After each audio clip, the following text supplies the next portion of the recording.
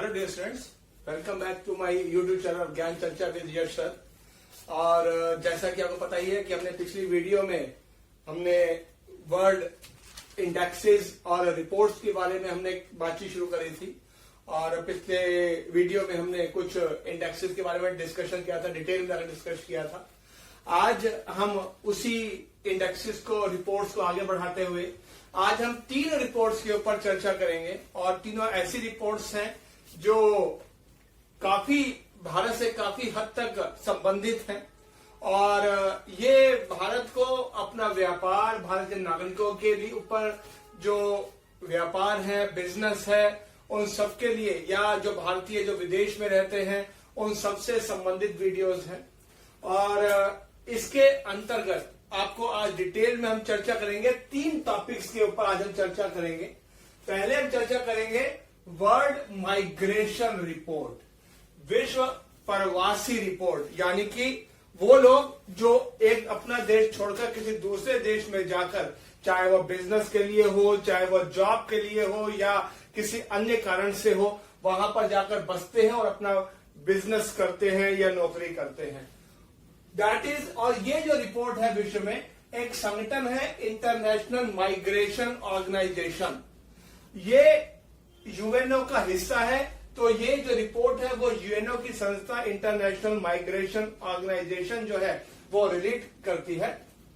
दूसरी रिपोर्ट जो हम डिस्कस करेंगे जो इसी से ही रिलेटेड है, माइग्रेशन से रिलेटेड है, that is world remittance report, यानी कि विश्व प्रेषण रिपोर्ट। इसमें हम चर्चा करेंगे कि उस रिपोर्ट की चर्चा करेंगे, यानी कि जो भारतीय जो विदेश जाकर बसे हुए हैं वहां से जो पैसा हमारे देश में भेजते हैं, या मान लीजिए कोई चाइना का कोई नागरिक हमारे देश में बसा हुआ है और यहां पर वो इनकम करता है और अब यहां से कुछ पैसा वो अपने देश चाइना को भेजता है, that is called world remittance report.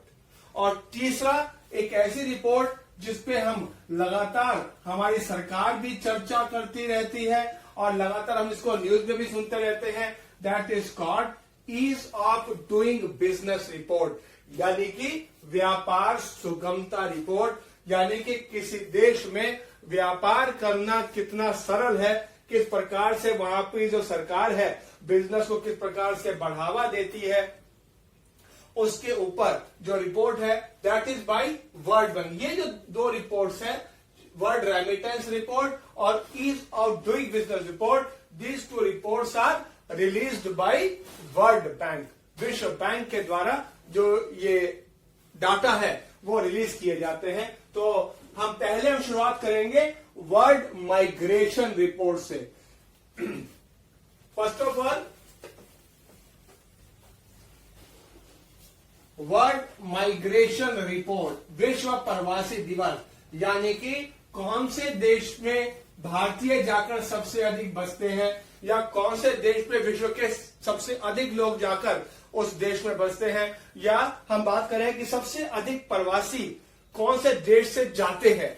अगर हम माइग्रेशन की बात करें, इसके अंतर्गत माइग्रेशन फ्रॉम, यानी कि कौन से देश से सबसे अधिक लोग अपना देश छोड़कर दूसरे देश में जाकर बसते हैं। पहली बात, इस पर जो सबसे इंपॉर्टेंट चीज है याद कीजिए, रखिएगा, अगर हम बात करें 2019 की, तो 2019 में विश्व में कुल मिलाकर 272 मिलियन लोग, 272 million migrants in the world, यानी कि विश्व में जो एक देश के नागरिक दूसरे देश में जाकर बसे हुए हैं उनकी कुल संख्या है 272 मिलियन। और अगर हम बात करें 2018 के मुकाबले, 2018 के मुकाबले इसमें करीब 51 मिलियन की बढ़ोतरी हुई है, यानी कि लोग अपना देश छोड़कर दूसरे देश में ज्यादा से ज्यादा अब जाने लगे हैं। पिछले अगर हम 2018 की बात करें, 2018 में जो डाटा था इट वाज 221 मिलियन, यानी कि करीब 221 मिलियन लोग जो थे अपना देश छोड़कर दूसरे देश में जाकर बसे हुए थे और वहां पर रोजगार कर रहे थे या बिजनेस कर रहे थे। जबकि 2019 में ये संख्या बढ़कर 272 मिलियन हो गई है। और अगर हम माइग्रेशन फ्रॉम की बात करें, विश्व का वो देश जहां के लोग सबसे अधिक अपना देश छोड़कर दूसरे देश में जाकर बसते हैं, उसमें नंबर 1 पर है इंडिया। यानी कि भारत के लोग सबसे अधिक प्रवासी है, यानी कि सबसे अधिक प्रवासी जो है, जो देश छोड़कर अपना देश छोड़कर दूसरे देश में जाकर बसे हुए हैं, नंबर 1 इज इंडिया। भारत से करीब 17.5 मिलियन, 17.5 मिलियन भारतीय जो है वो विदेश में जाकर बसे हुए हैं। जबकि इसमें दूसरे नंबर पर है Mexico. Second is Mexico, that is 11.8 million, करीब 11.8 मिलियन मैक्सिकन जो लोग हैं अपना देश छोड़कर दूसरे जगह बसे हुए। आपने पढ़ा भी होगा बीच में अमेरिका और मैक्सिको के बीच काफी समस्याएं हैं, इस बॉर्डर को लेकर कोई माइग्रेशन बहुत ज्यादा है मैक्सिको से अमेरिका की तरफ, जिस कारण से काफी सारी वहां पर समस्याएं भी आती हैं। और इस रिपोर्ट में तीसरे नंबर पर है चाइना, करीब 10.7 मिलियन, यानी करीब 10.7 मिलियन चाइनीज पीपल जो है दूसरे देशों में जाकर बसे हुए हैं। That is as on 2019 report के अनुसार। अगर हम इसमें एक डाटा और ले लें जो हमारे एग्जाम्स के पर्पस का भी है, अगर हम बात करें भारतीयों की, अगर हम बात करें भारतीयों की, तो सबसे अधिक भारतीय कौन से देश में जाकर बसे हुए हैं? एक बहुत ही रेगुलर क्वेश्चन, और इसमें बच्चे बहुत बार गलती भी कर जाते हैं। अगर हम बात करें माइग्रेशन फ्रॉम इंडिया, भारत से सबसे अधिक लोग जिस देश में जाकर बसते हैं, नंबर 1 इज यूएई, यानी कि यूनाइटेड अरब एमिरेट्स, यानी कि संयुक्त अरब अमीरात। करीब 3.4 मिलियन, करीब 3.4 मिलियन भारतीय यूएई में रह रहे हैं। जबकि इसमें दूसरे नंबर पर है यूएसए। यूएसए इसमें दूसरे नंबर पर है। और अगर हम यूएसए की बात करें तो करीब भारत से करीब 2.7 million people are in USA. और इसमें नंबर 3 पर है सऊदी अरबिया। और ये आपने पढ़ा भी होगा और में सुना भी होगा कि सबसे अधिक भारतीय जो है वो गल्फ कंट्रीज में है। वहां से अभी भारत सरकार ने, आपको मालूम भी होगा, एक योजना से वंदे भारत मिशन चलाया है, जिसमें जो कोविड के अंतर्गत जो समस्याएं आ रही हैं उसमें भारतीयों को विदेश से लाने का काम भारत सरकार कर रही है, एयर इंडिया के थ्रू या नेवी के थ्रू, उन सब के थ्रू। और करीब अगर हम सऊदी अरबिया की बात करें, करीब 2.4 million Indians are in Saudi Arabia. और इसमें चौथे नंबर पर है पाकिस्तान। पाकिस्तान में अगर हम भारतीयों की बात करें, करीब 1.6 million Indians are there migrates from India. और इसमें जो है ये 4 देश जो नंबर 1, नंबर 2, जहां पर भारतीय सबसे अधिक जाकर बसे हुए हैं। तो ये तो हो गया माइग्रेशन फ्रॉम, यानी कि एक देश से दूसरे देश जाकर जो लोग बसते हैं। अगर इसका बिल्कुल उल्टा करें, माइग्रेशन टू, अगर हम बात करें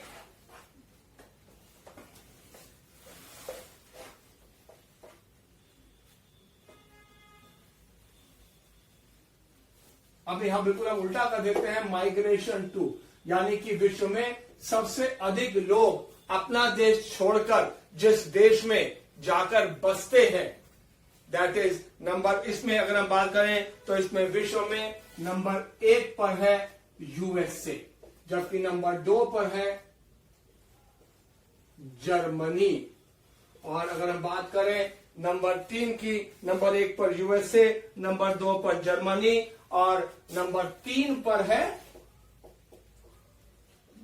सऊदी अरबिया। ये 3 देश नंबर 1 जहां पर सबसे अधिक विदेशी जाकर बसते हैं। और अब सेम से अगर हम भारत की बात करें,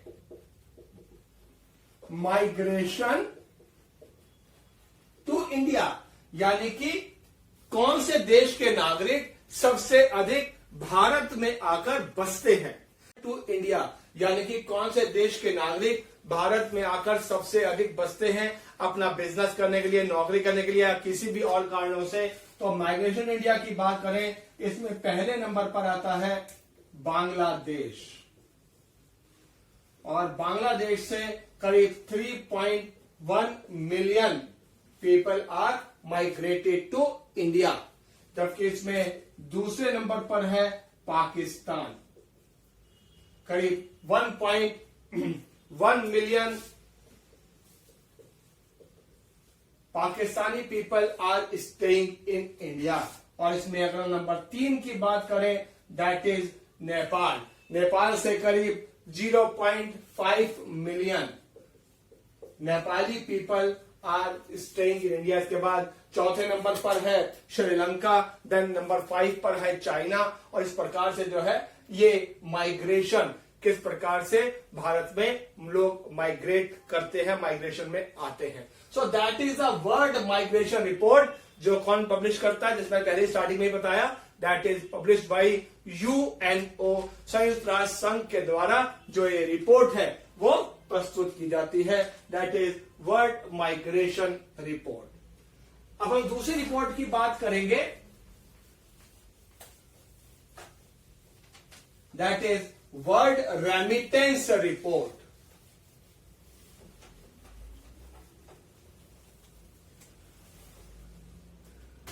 number 2 is world remittance report, यानी कि विश्व प्रेषण रिपोर्ट। अभी हमने पढ़ा and this is report by World Bank. ये जो रिपोर्ट है ये विश्व बैंक जो है वो जारी करता है। अगर हम रेमिटेंसेस की बात करें तो इसका अर्थ होता है, जैसे हमने पढ़ा माइग्रेशन, यानी कि बहुत से भारतीय विदेश में जाकर, करीब पढ़ा अभी हमने, करीब 17.5 मिलियन इंडियंस विदेश में जाकर बसे हुए हैं। अब वहां से वो हर महीने या हर वर्ष कुछ पैसा भारत में भेजते होंगे, तो दैट इज कॉल्ड रेमिटेंस। जो इंडियंस विदेश में रह रहे हैं वहां से जो ये पैसा हमारे देश में भेजते हैं, दैट इज कॉल्ड रेमिटेंसेस। और अगर हम बात करें 2019 की, तो पूरे विश्व में करीब 687 बिलियन टोटल रेमिटेंसेस, यानी कि विश्व में एक देश से दूसरे देश में प्रवासियों के द्वारा जो पैसा ट्रांसफर किया गया एक देश से दूसरे देश, दैट इज 687 बिलियन डॉलर्स।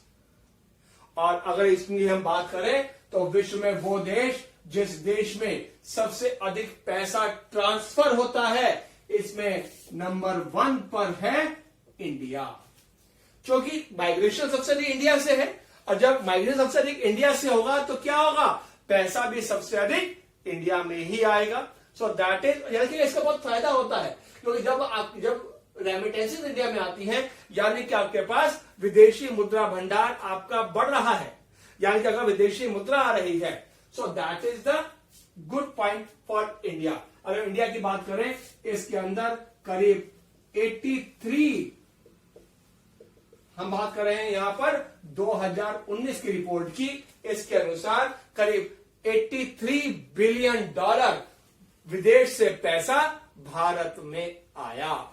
और अगर हम इसमें नंबर 2 की बात करें, नंबर 2 पर है चाइना, दैट इज $68 बिलियन, करीब $68 बिलियन जो पैसा है वो चाइना में आता है। और अगर हम नंबर 3 की बात करें, दैट इज मैक्सिको, करीब मैक्सिको में करीब 36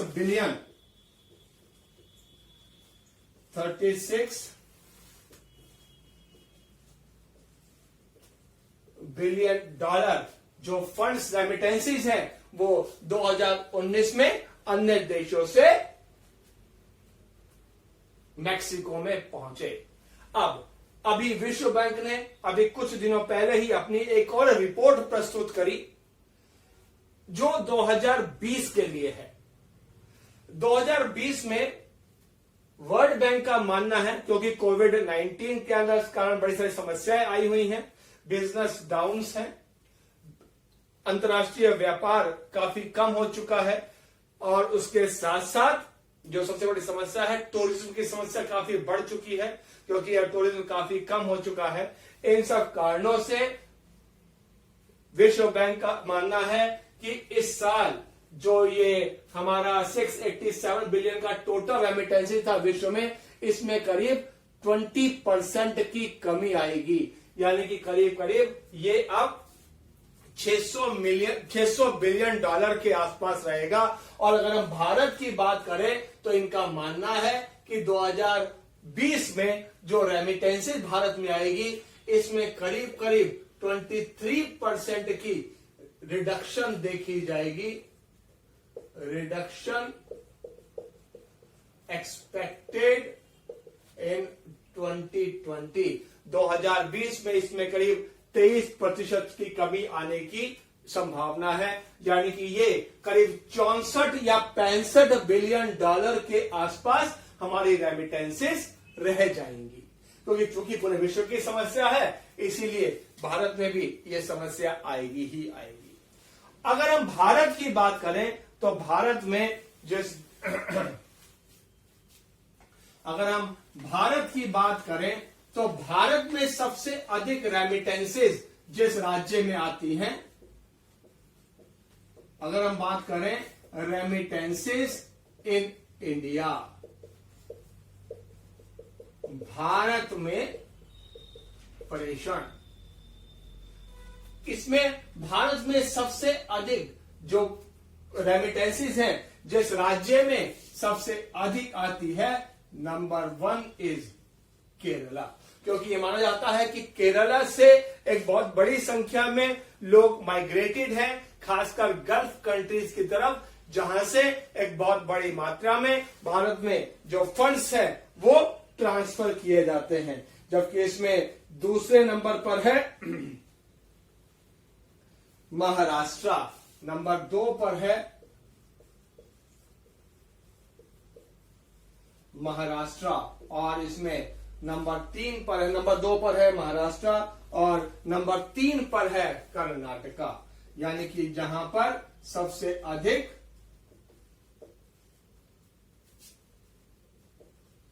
बिजनेस आता है, कर्नाटका जहां पर सबसे अधिक रेमिटेंसेस के थ्रू जो पैसा है वो आता है। अगर हम भारत की ही बात करें तो भारत में भी रेमिटेंसेस के थ्रू इस प्रकार से भारत में सबसे अधिक जो पैसा है इस प्रकार से आता है।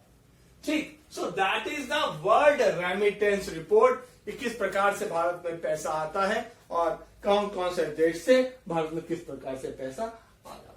So that is the very very important report, that is called the world remittance report. अब हम बात करेंगे एक तीसरी रिपोर्ट की, एक काफी इंपॉर्टेंट रिपोर्ट। और भारत सरकार, अगर हम बात करें, पिछले 2-3 सालों से अपनी पीठ लगातार थपथपा रही है, क्योंकि ease of doing business report के अंतर्गत जो भी रैंकिंग इंडेक्स रिलीज किए गए, इसमें भारत ने बहुत तेजी से सुधार किया है। दैट इज, अब हम बात करेंगे आज की तीसरी रिपोर्ट की, that is called ease of doing business report, यानी कि व्यापार सुगमता रिपोर्ट 2020 की। और ये जैसे मैं पहले ही बता चुका हूं, ये रिपोर्ट रिलीज करता है वर्ल्ड बैंक, विश्व बैंक के द्वारा ये रिपोर्ट रिलीज की जाती है, ease of doing business report. और याद रखिएगा, ये जो रिपोर्ट है एक्चुअली 10 पैमानों पर निकाली जाती है, जिसमें मेंशन किया जाता है स्टार्टिंग अ बिजनेस, यानी कि उस देश में बिजनेस शुरू करना कितना सरल है। नंबर 2 जो उसमें देखा जाता है कि वहां पर जो कंस्ट्रक्शन की जो परमिशंस हैं वो कितनी आसानी से दी जाती हैं। एक्चुअली ये एक 10 पॉइंट का एजेंडा है जिसके आधार पर ईज ऑफ डूइंग रिपोर्ट निकाली जाती है 2020 तक की। अगर हम बात करें 2021 में जब ये रिपोर्ट निकाली जाएगी, 2020 के अंतर्गत के आधार पर रिपोर्ट निकाली जाएगी, इसमें एक और 11वां पॉइंट भी ऐड किया गया है, दैट इज लेबर इश्यूज, यानी कि उस देश में लेबर से संबंधित, मजदूर से संबंधित क्या कानून है, क्या नियम है, उन सबको लेकर भी जो रिपोर्ट है वो उसमें मेंशन किया जाएगा। यानी कि ये 10 एजेंडाज हैं, 10 पॉइंट्स है जिसके आधार पर ease of doing business report निकाली जाती है। जैसे बताया, इसमें मैं आपको एक बार डिटेल में बता ही देता हूं। ये जो 10 एजेंडा है, ये जो रिपोर्ट है, ये बेस करती है पहला, जिसके अंदर कहा जाता है starting a business, starting a business, यानी कि किसी देश में बिजनेस को स्टार्ट करना कितना सरल है। Number 2 dealing with construction permits, यानी कि किसी देश में कंस्ट्रक्शन से, निर्माण से संबंधित जो नियम है वो कितने सरल है, उसमें कितनी जल्दी परमिशन मिलती है। Number 3 getting electricity,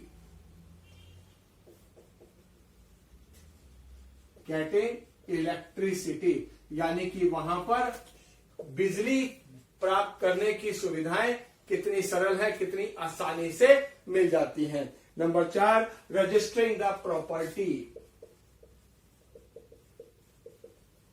registering the property, यानी कि वहां पर आपके नाम पर जो प्रॉपर्टी है वो कितनी सरलता से, कितनी आसानी से आपके नाम पर ट्रांसफर हो जाती है। Next is getting credit to the business, getting credit to the business, यानी कि आपको व्यापार करने के लिए सरकार कितनी जल्दी उधार देती है, यानी कि बैंकों से आपको ऋण कितनी आसानी से, कितनी सुविधा से मिल जाते हैं। Next is God protection, protection of minority interest, यानी कि जो अल्पसंख्यक हैं उनके प्रोटेक्शंस कितने हैं, उनको किस प्रकार की सहूलियतें दी जाती है, उन सब के आधार पर। Number next is paying taxes, यानी कि वहां पर आपको किसी भी देश में आपको जो टैक्सेस पे करने हैं उनको पे करने में कितनी समस्याएं आती हैं, दैट इज ऑल 7th ए जो है, that is part of this one. Number 8 is trade, ये सबसे इंपॉर्टेंट चीज होती है, ट्रेड अक्रॉस बॉर्डर्स, यानी कि आपका विदेशी व्यापार किस प्रकार का है। अगर आप अपना बिजनेस विदेश में करना चाहते हैं तो किस प्रकार की सुविधाएं आपको मिलती है, क्या आप विदेशों के साथ अपना व्यापार सरलता से कर सकते हैं या नहीं कर सकते हैं। नेक्स्ट है, इसमें हम ये काफी लैक कर रहे हैं, दैट इज इन्फोर्सिंग कॉन्ट्रैक्ट्स, जो हमने संविधाएं करी, जो भी हमने कॉन्ट्रैक्ट साइन किए, क्या वो कोर्ट में सबसे अधिक वैलिड होते हैं या नहीं होते हैं, क्या उनका पालन करवाने में किसी प्रकार की कोई समस्या आती हैं या नहीं आती हैं, दैट इज नंबर 9। और 10वां और आखिरी आता है resolving the solvency. Resolving the solvency issues, यानी कि अगर आप इंसॉल्वेंट डिक्लेयर हो रहे हैं, आपको कितनी जल्दी से आपको जो है सॉल्वेंसी सर्टिफिकेट मिलते हैं, उन सब के अंतर्गत जो है आपको ये 10 एजेंडाज है जिसके अंतर्गत ease of doing business report निकाली जाती है। और मैंने बताया कि अगले 2021 की जब इसमें व्यापार सुगमता सूचकांक रिपोर्ट निकाली जाएगी, उसके अंतर्गत इसमें 11वां पॉइंट दिया जाएगा, that will B labour issues, यानी कि आपके यहां पर मजदूरों को लेकर जो समस्याएं हैं, क्या समस्याएं हैं, उनका सरकार ने किस प्रकार से निवारण किया है, that will be included from 2021। तो इन 11 रिपोर्ट्स के आधार पर अब ease of doing business report निकाली जाएगी। अगर हम इस रिपोर्ट की बात करें, इसके आधार पर विश्व में